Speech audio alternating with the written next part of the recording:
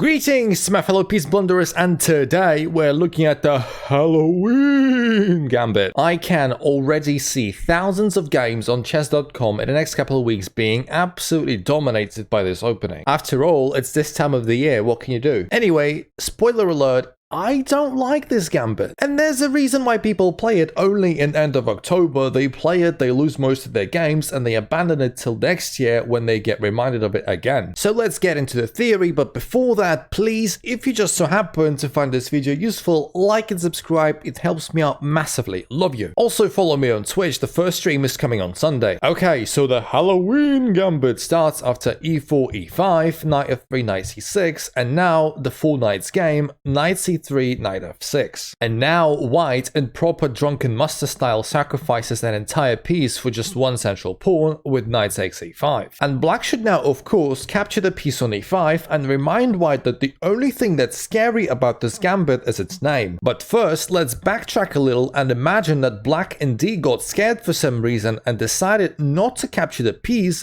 but to capture the pawn instead with knight takes e4. If that does happen, white will have a very comfortable game and a pleasant edge after knight takes c6, knight takes c3, d takes c, d takes c, queen takes d8, king takes d8, and now the material is equal. The pawn structure is also the same, but black will not be able to castle. As black, if you don't want to get this position and you want to actually win your games, you need to take the piece on e5. And now white's next move will reveal the idea behind the gambit with d4. Before that, we could not play d4 because black had a protected pawn on e5. d4 is played to get more space in the center and at the same time attack the stranded black's knight. Black has 3 possible retreating moves: knight c6, knight g6, knight g4. The worst move out of the 3 is knight e to g4. It's only still breathing thanks to the other knight on f6, and as you can guess, the most natural way for white to counter this move is to play e5, removing the defender on f6. Now, one of the 2 knights will be definitely dropping and white will be in a slightly better position. And this is my biggest problem with this gambit: even if black makes the worst move, you are just still only slightly better. However, even I must admit that although this is objectively the best position,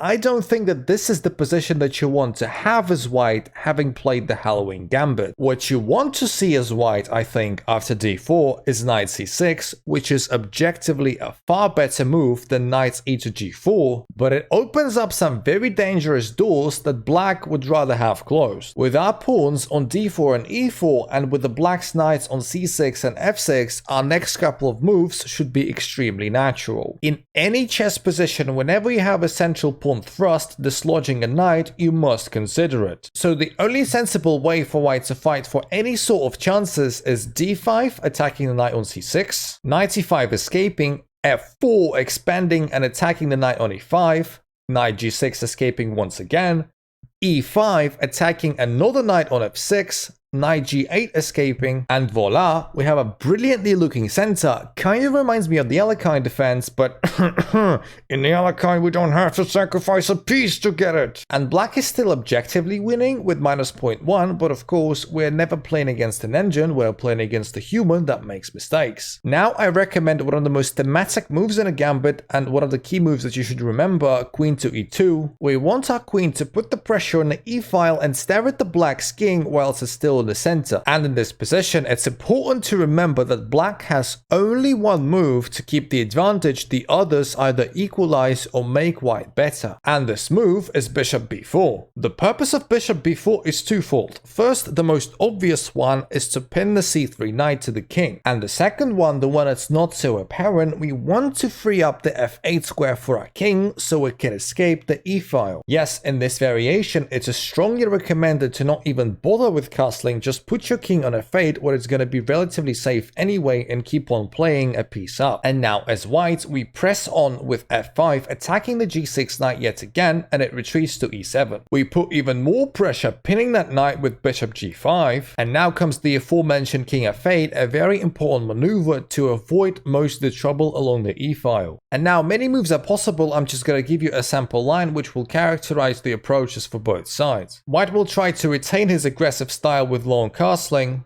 And black will keep trying to defuse all the immediate threats and slowly untangle his position with moves like f6, attacking the bishop on g5, pawn takes, the bishop is attacked yet again, but instead of retreating we throw in an intermezzo move that is more accurate, queen c4, counter-attacking, bishop d6 retreating, bishop f4 retreating, bishop takes f4, queen takes f4, and now d6, opening up the c8 bishop. Black's position is now starting to feel much more comfortable, and I need to remind you that throughout all of this line, black has been winning all the time and is winning still. After all, he is a piece up. And this is the harsh reality of this gambit and some other out gambits. Even the positions that you kind of want to get are still worse for you if the other side plays it correctly. So you're only counting on your opponents to make mistakes, and don't get me wrong, they will probably do, but this is just not the mindset that you want to have in chess. But again, of course, if you just want to have some silly fun whilst playing your games, feel free to play it, I don't mind. You can play knight f3 on move 1 for all I care. And finally, let me show the best line for black, which completely refutes the gambit and shows that it is just as toothless as I would be after fighting a boxer.